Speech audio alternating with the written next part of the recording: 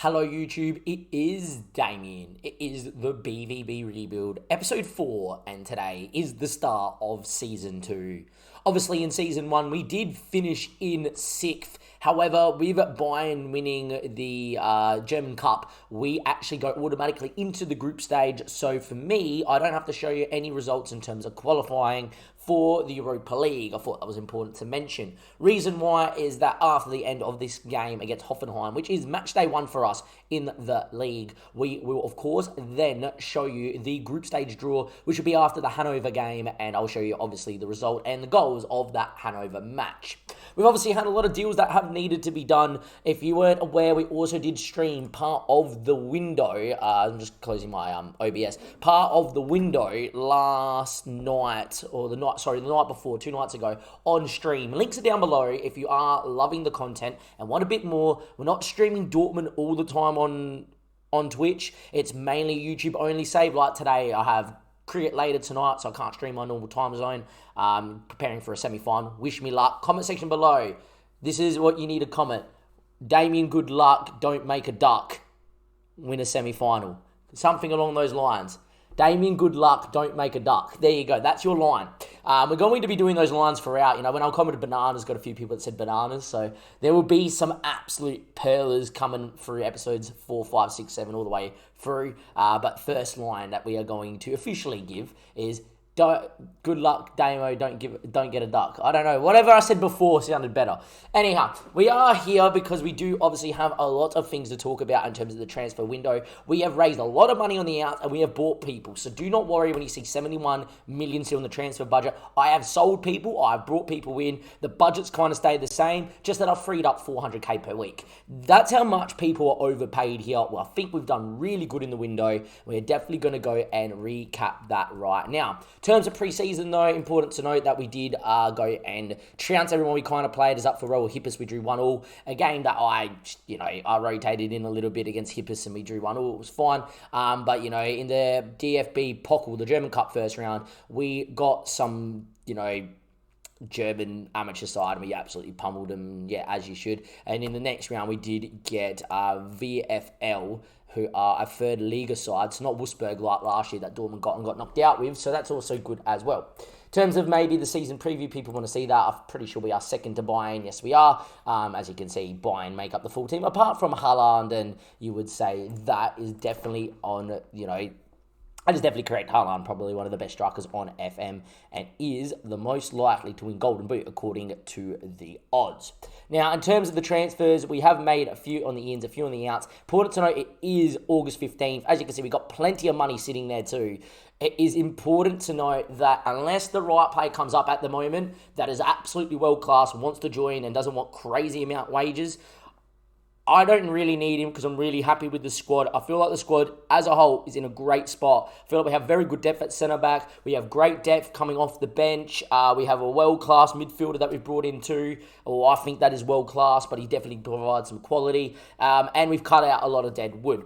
Let's start with the outs. We're just going to walk our way down. Thorgan Hazard was on big money. He's on 84k a week to go to Milan as an important player. He didn't do too much wrong last year, just that he's 28. I don't think he's that great. The game reads him as an elite winger. I look at him and I go, you know what? For the system I play, Sancho on one side. We know that we signed Gabriel Barbosa. We will recap it again for the third time. But, I've got Makoku coming through that plays in this sort of role. I've got Reina that can play in this sort of role. I've got wingers. If Furkan Hazard at 28, we can still get good money for him. We did 23 million. Look, Milan have got themselves a good winger, but not a guy that I particularly wanted to use.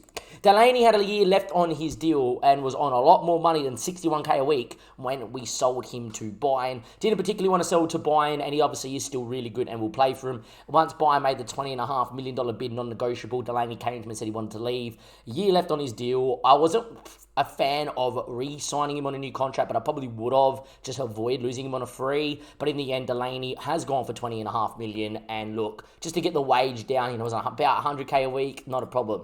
Berkey's the big one. He's experienced, yes. Good goalkeeper, yes. Look at the scout rating though.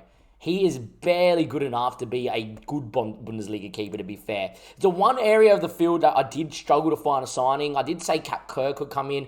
Nubel was tooted around on It was tooted around by Bayern. I was very tempted to get Nubu in, who actually kept pretty well in the Champions League this morning. Bayern versus Lazio. If you watched the game, let me know. If you watched the game, what did you think of Nubu's performance or Bayern's performance in general? Who's going to win your Champions League this year? Let me know in the comment section below. I do personally think it's Bayern, but it's in Istanbul. Liverpool's still in the competition, so I'm just going to hold on to hope, is what I'm going to say. And Liverpool will lift it in Istanbul again. I doubt it very much. It should be a Bayern City final. Anyway, Berkey, gone to City. Nice little plug by me to get back to City. That was not bad, full circle. Good stuff, Damien. Look, just 95k a week to be a cup goalkeeper. Isn't 101k a week here? I just can't fathom it for a goalkeeper that is, don't worry, he's good, he's okay. He's not even the Swiss number one. But this is Dortmund. You need a world-class goalkeeper if you're going to challenge Bayern Munich, and we just don't have it. Or we didn't have it in Berkey, so we sold him off. Leonardo didn't play a game for me, and Gladbach came and said he's 10.5 million with clauses and we'll give you 30%, and I was like, great, not a problem.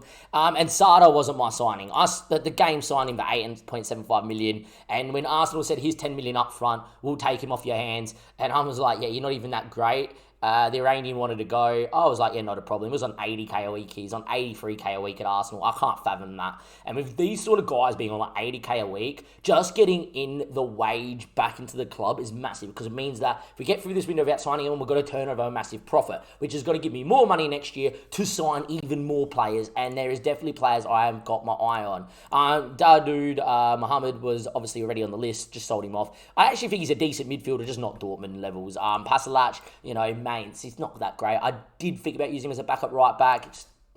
I did tutor out Munier. No one offered more than 10 mil. I wanted more than 10. If I can talk him into being a squad player, I'm happy to keep the experienced Munier. But and then you got a few other names that people may know that are on loan, like Sergio Gomez used to be a wonder kid for the days, back in the days, not longer anymore. But in terms of the ins, a few of those, obviously, that are Gabriel Barbosa. Massive in. Unfortunately injured, twisted an ankle, may not be 100% fit to play today, so Moukoko is going to start after scoring a hat-trick, obviously, in the German Cup first round. Look, great signing. I'm going to just recap it. He's 4-star. He's unbelievable. It does annoy me that he wants to play as an advanced forward, but I will hopefully be able to keep him happy. He also wanted us to sign a new midfielder, and he also wanted us to sign a Brazilian to bring in, and Menino did not count because I signed Menino at the same time as him. As you can see, Menino is on that list. Garcia obviously came in as a free. Great wonder kid to pick up. Looks unreal. Third choice centre-back. Don't get me wrong, I love Hummels, but I do think Hummels 1-2 years done, and Garcia and Stones will be playing together at Dortmund. That sounds like a partnership that should be playing together at City. For whatever reason, Stones, obviously, as well, transfer listed. We picked him up in episode 2. You do not pass on an elite centre-back that is that good. Hummels and Stones together in the German league, gunning down Bayern. We're going to have a pretty good year, I do feel. Jose 1 and Macias, people will know, very cheap. I highly recommend on your saves in Season 1, Season 2. It's a 7.5 mil release fee, the Mexican. He usually grows insanely well. To be fair, he's better than what Falcon Hazard was for me, and it was 7.5 million. He also wanted less money, only wanted to be a squad player. Physically not bad, knows how to cut in, knows how to finish, can play up front if there's injuries as well. Can play in the hole, technically speaking, as well, and we did just lose Royce to injury. But Reino's going to start today in today's episode. Look, Jose 1, Macias, a great player, is 1. I feel like he's really good. I've always wanted to use him. I've seen him develop crazily in other people's saves. 7.5 million is his release fee, ladies and gentlemen. I real recommend you should go pick him up in your save, because he could be really good. Look, I think this guy off the bench, playing, in the Europa League, if we get a good draw, playing in the Cup, playing in those games where we can rotate people in the league, I think this guy is going to have a pretty good year and only develop because of it. Barbosa wanted a Brazilian to follow him, and Caio was listed for 9 million. What a wonder kid he is from Santos. 9.75 million, great striker. I've never used him. He's been a wonder kid for years on Football Manager, 4 years, and I have never used him because I always do long-term saves, and usually by the time I am in a financial position to get Caio, he's usually 23, 24 at a big club and is very developed. Just look at him, mentally unbelievable as a striker, physically unbelievable as a striker, technically unbelievable as a striker. Is going to be second choice to Haaland this year, because Moukoko is my second choice winger. Moukoko, obviously, if there was a long-term injury to Haaland, probably gets in over George because it's Mokoku and this is Dortmund. But, if Haaland wants to be rested, George can go in, George can come off the bench. Playing in the Bundesliga at a young age, this guy's going to develop and this guy could really be world class. And if we haven't won the title in 3-4 years' time, expect this guy to really feature in our title winning squad. If it isn't in the next couple of years and in the future, I think he'd be really good. Going up the order here as well, we needed a keeper. I did say that this guy was my number one choice, but then the board were really upset I didn't sign a German keeper. I looked at Timo Horn, he wanted to stay at Cologne. Looked at Leno, wants to stay at Arsenal. Looked at Nubel, could get him in, but the problem is that Nubel isn't exactly world class. My idea was actually to do this, get Nubel in, and then when this guy, Onana,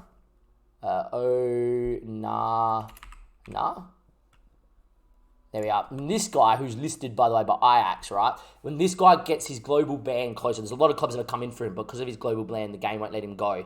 If he leaves at a free, at the end of his free, I will pick him up. But the idea was get Nubel in for a couple of years, stopgap. Onana getting released by Ajax more than likely because of his global ban, pick him up on a free, you've got a world-class keeper coming in. I do think that this guy has a future in world football, even in real life. I know Ajax may give him the time to come back, he may not, and even not, I think there's a club that will punt on a keeper that is this good in real life. On Football Manager, I'm very tempted to see where he ends up, and I must still take him, even if Kakur's still here, because we may be able to ship Kakur off for a lot more than what we got him for. World-class keeper is Kakur, the Turkish international, and he's also got a lot of potential still to fill. At 25, he could still develop into an absolutely outrageous star Bundesliga player, which is basically world class. And where we've gone and dropped the Swiss number 2, we've got the Turkish number 1 in. So I think we've done really good business there for roughly the same money, be about 13 million. Gabriel Menino isn't my first choice, unfortunately. I'm going to struggle to spell it. I know he went to Liverpool. He is a Japanese boy from Bologna in real life. If I go to their transfer history, I've just forgotten how to say it and spell it. Here he is, Takero Tomiyashi. I had an offer accepted for him for, what was it, like about 20 and a half, roughly. I think it was 22, bit more than that. And we were first in, he was just accepted a contract. It was waited a week, and then all of a sudden Liverpool just came in his 20.5 million up front. Bologna said yes, and he decided to go to Liverpool. I don't blame him. Liverpool obviously been in the Champions League, and I'm pretty sure won the league in the Prem last year, which they did, which was happening in real life. Hey, the Champions League, right? You never know. But yeah, look, he was my first choice because I think he goes absolutely insane. I've never used him before. Where Gabriel Menino, I did use for about a few months on my beta save with Leeds, but never used him fully. Just in the end, look, it helps me tick off Gabriel Barbosa being happy, but because he's Brazilian. Secondly, he's world class, and if we just develop him and play him early enough, which we will, he will be over Munier, obviously, or Munier, however you pronounce it, the other right back that's generally here at Dortmund. I think he's going to be world class. I think he's going to be amazing. For the money, you've got a pretty good wing back, full back, whatever you want. Gabriel Barbosa we mentioned, but I felt like we just needed an experienced midfielder that was pretty world class. It's been around a few big clubs, right? But isn't too old. We lost Delaney. Witzel's still here, but I am open to selling him if Barca ever make me the bid, and you may see that this episode. I'm not going to list Witzel out. If Witzel wants to leave on a free, I will use the experience for the year because he may drive me to a Europa League final. But Danny was listed, Dali Ceballos. Tell me how you would pronounce this. I say Ceballos. But some people say Ceballos and all those sort of things. I say Ceballos.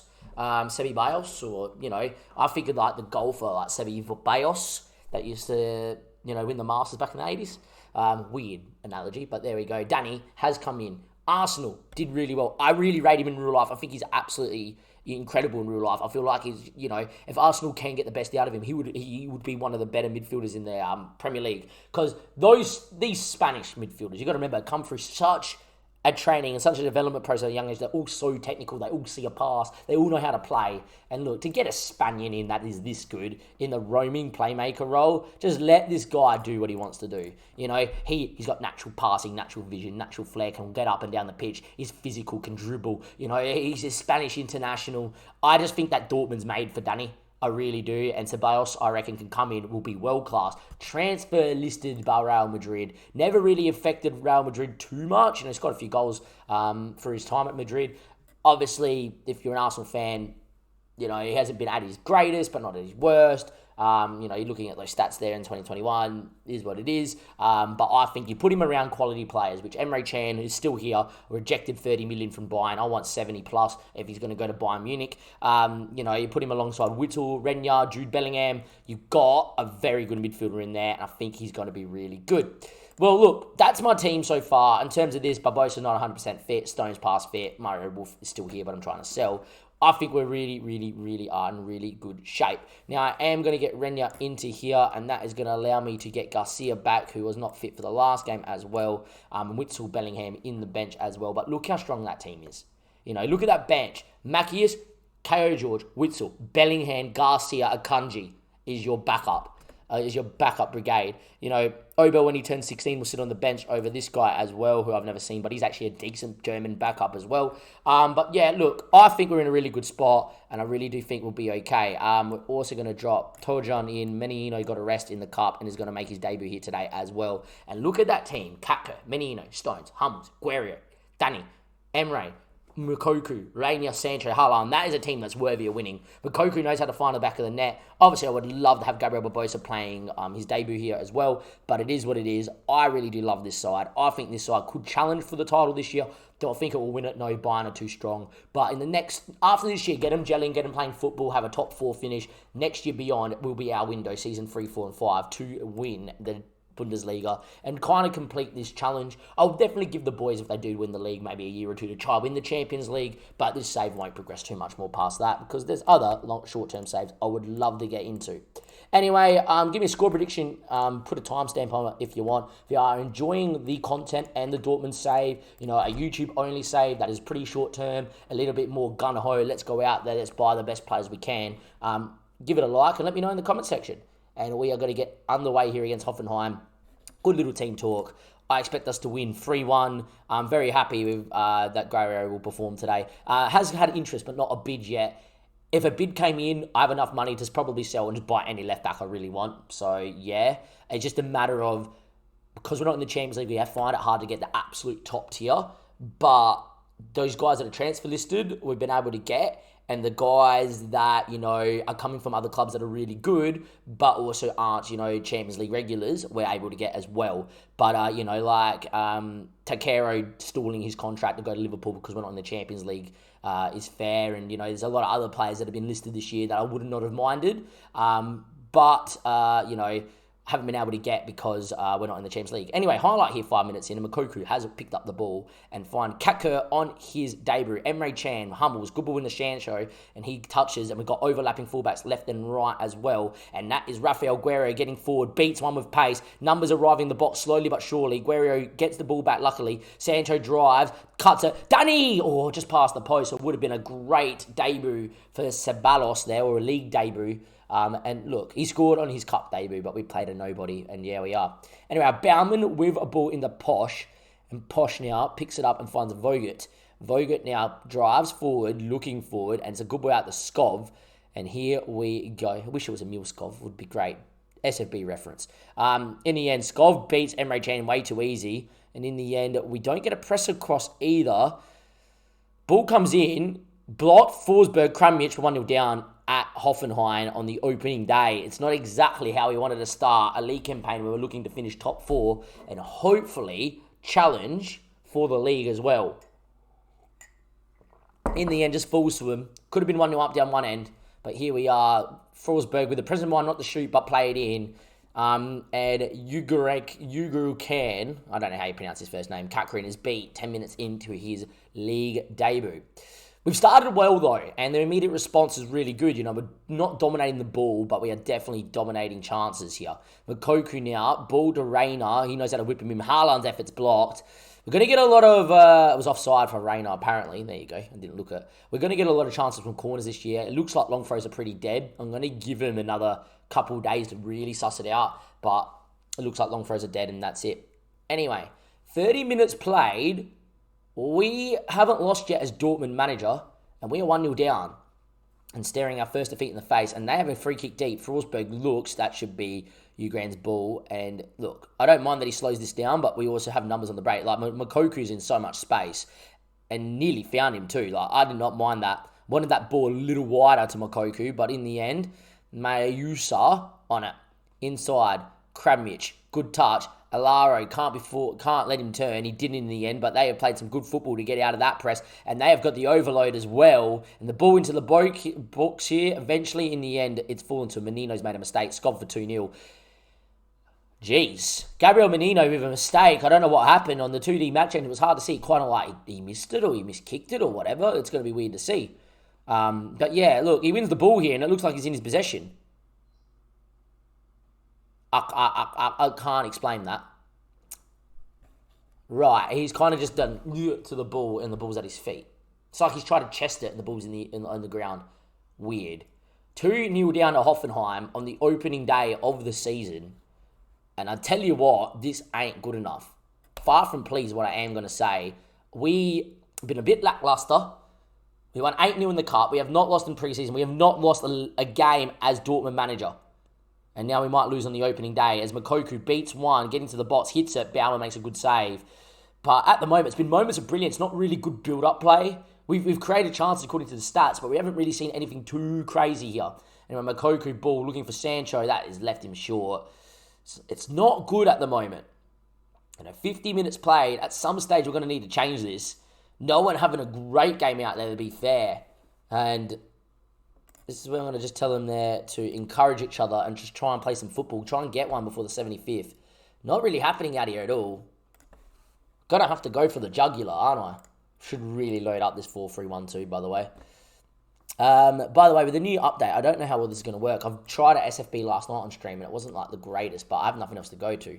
Ceballos looks dead. I'm going to get Emre Can in here.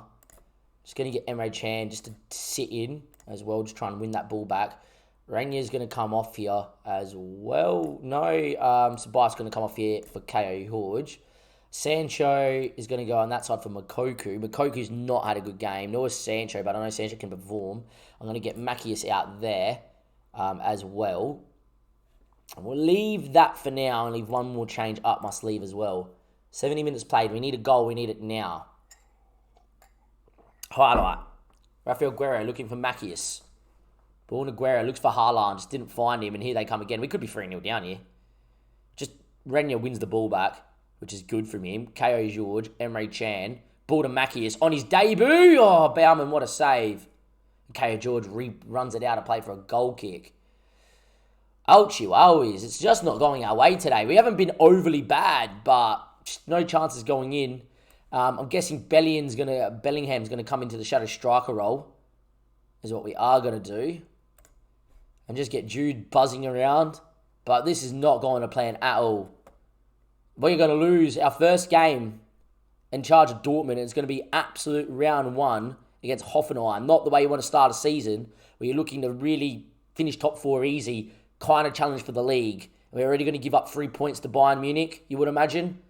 And if we go 3-0 down, this is just going to cap it off. Kerr's made a save. Great. Wasn't the highlight, apparently, according to FM either. He's gone long to Sancho. Good knockdown. Menino's not had the greatest game. KO George beats one, the wonder kid. Numbers inside. Needs a ball. Falls to Menino. Jude Bellingham needs to score this. Baumann's made another save. On a different day, we would have scored 2 or 3, to be fair. On a different day, we would have scored 2 or 3. At the moment, though, we don't even look like scoring 1 because we can't beat the keeper. Ball comes in. Brun Larsen, the former Danish international under me at SFB, wins the ball back and they go on the break again. But this is ridiculous, man. To lose a game and have played pretty well in it, bit annoying. Alario, ball comes across. If we go 3-0 down, and we really deserve to be 3-0 down here, Menino blocks the cross. It's going to fall to him again. Everything falling to Hoffenheim as well. I wouldn't say we've been great, but how we've not scored at least 1 here, or, we definitely should have had 1 or 2. Skov's had a great game, Emil Skov. I don't even think that's his name. And he Brun Larsen for 3. It should have been 3. No one looks fit out there at all. They've had a 0.95 ratio for goals this game. Wow. KO George wants a goal on his league debut here. And he's running at people at will. Still going. Baumann with another save. If Baumann hasn't got man of the match here today, I am going to be quite confused as to why not. because every highlight we've had has ended in a Bauman save. George, Rafael Guerrero, ball in. Stones ain't going to win that. That's probably all she wrote as well. That is a very disappointing display, not one that fills you with confidence. All I will say, it's a tough away trip, Hoffenheim. Always will be in the Bundesliga. But a team that's as good as ours, I know there's a lot of new faces and a little bit of gelling. We should be getting a point here at the minimum, shouldn't we? The only games that we should be losing away from home is probably Leipzig, probably Bayern, and that is it, right? If we're Dortmund. In the end, we've lost 2-0. Man in the match should be the man in the sticks. It is. Bauman has got an 8.9. An 8.9 at... Just, jeez. 15 shots, 7 on target, no goal. Bauman saved everything. All their highlights weren't like, oh my God, but not really clear-cut. When they expect the goal ratio of 0.95, they've had 11 shots. They're not clear-cut highlights. I think their first goal definitely should be. That should probably be a little bit higher, I think, because their first goal should be a certain goal. But look, on a different day, we scored 2, 3, 4 goals. Bauman gets man of the match. Things look bad, but we didn't play great, but we didn't play bad. Far from pleased, what I am going to say. Our first loss in charge of Dortmund, and it's come at the end of match day 1. I didn't think we were too bad, but it's not great. Have to beat Hanover, have to come back against Hanover. I'll show you that highlights of that game there as well. But that was a tired, poor performance. And 12 games without losing has come to an end on the opening match day, and that is not exactly what you need to see. See you guys in a second for the Europa League draw. We will end today's episode. A disappointing display away at Hoffenheim sees us in 17th after match day 1. However, the only things you can say, their keeper got man of the match. We did look okay going forward, and I think with the right time, and as long as we don't give up too many points like that, and if the team gels, we will be in the right stead to finish top 4. Is it our year to maybe challenge for the title? Maybe not. But if we can finish top 4, it would still be a really good year, and I'm still confident we can do that. Welcome back, YouTube. We have played Hanover, and it is now the time we find out our group stage draw for the Europa League. We did play Hanover, like I said. We did win the game, but not convincingly, and considering they were down to 10 men after 6 minutes, we really should have gone on and won this game. It was the second game in a row that we've had a goalkeeper get man of the match, an 8.9 by Bauman and an 8.8 here by Zila. This game just had the feeling of getting FM'd. It did. And Haaland misses a penalty in the 88th. I do think that, okay, we're just going to cop a loss here. We did everything we could to try and score more than one. We just didn't want to go in the back of the net. This is my first few league games that I've played since the new patch. I'm hoping this isn't this isn't a reflection of what this patch is now going to become, because it'll make it super frustrating. Where you dominate chances, and goalkeepers are getting man of the matches against you, where your keeper's letting in 1 or 2, and you're just getting hit, sucker punched. If it ends up the patch being like that, it could get quite frustrating on the channel. I really hope it's not. If you guys are finding in your first, few games, first 2 days since the patch has come out, that you're finding that your games are now becoming a lot of domination but not winning because FM's FMing you, please let me know, because, I expected goal ratio of 3.4 against 10 men. You're telling me Haaland, Barbosa and Sancho do not score? In the end, Emre Can scored from 6 yards out. We'll show you the goal. But, very, very, very annoyed with the fact that, this game only finishes 1-0. We played very, I wouldn't say we played very well from a standpoint where we played very well against Hoffenheim. So you can see a corner goal that goes in. I don't need to put it in 3D because you kind of know how they would go. We didn't play overly great against Hoffenheim, but you're telling me that we don't score? We've, expected goal ratio of 1.9 or 1.65, whatever it was. I think before the patch, we would have scored against Hoffenheim. We didn't lose before the patch. First game with the patch, we lose. Goalkeeper gets man of the match. Second game with the patch, goalkeeper gets man of the match. We're lucky to win 1-0, that a ball went into the back of the net mercifully. But look, it is what it is. We'll keep toughing it out. And let's get into the group stage draw where we're seeded first. If you look at the teams in the draw, Chelsea, Spurs, Roma, those are the teams you want to avoid. Second seed size, no one really that screams, oh my God. Copenhagen, I don't particularly want, because there's some PTSD from obviously the Denmark save there. You probably don't really want Braga or Kransdorf, Feyenoord, preferably. The rest of the boys you don't mind. You don't want OJ Nice or Real Sociedad in the third tier. And you probably want to avoid Sampdoria in the fourth tier, or Montpellier. Unless we get the absolute most horror draw, which the horror draw would be us, Copenhagen, Sociedad, Sampdoria, we should get, or Montpellier, we should get through this tie. Anyway, teams come out here. We're in Group C, so we're going to know pretty early on who we're going to get. But, we're just looking to avoid Copenhagen, Braga, Kransdorf, really here. And we also would not have minded avoiding Feyenoord. We've done that. Braga go out too. It's just Copenhagen now. Would love to get a young boys here. You watch it give me then Montpellier in this too. So not the greatest. An away trip to Denmark, never the easiest. We want to see Real San Sebastian go out. It's not. Zora, we don't want to see Real Sociedad. Sparta Prague, not the worst, not the hardest. They're very plucky. They're hard to break down. But if we score first in both games, we should win. Obviously, going away to Prague, never the easiest in Europe. But yeah, we avoided Sociedad. That's all that matters. Now we're just looking for anyone that isn't Sampdoria or Montpellier, and that's already out. Don't give me Sampdoria. That is all right. A Swedish side here as well in Group C. So Sparta Prague, Copenhagen, and the Djurgårdens. I don't know. The Djurgårdens.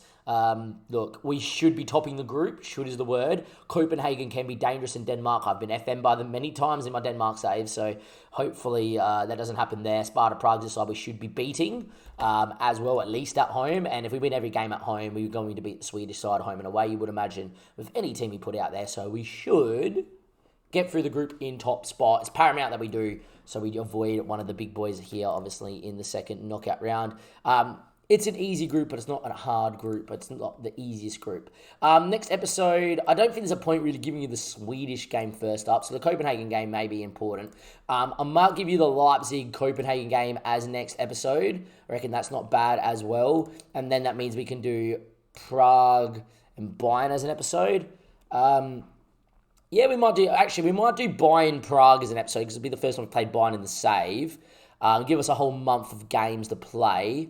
And then that means I can come back for the final match day against Copenhagen if it's on the line, and probably Wolfsburg. And saying that, Werder Bremen is a team that we didn't beat last year, so that's also a case as well. I think we're going to go like that. So next episode is going to be Bayern, Sparta, Prague. On a massive away trip, obviously to Munich before playing Prague at home. Hopefully with a win there and put us well on our way to qualifying through the Europa League group.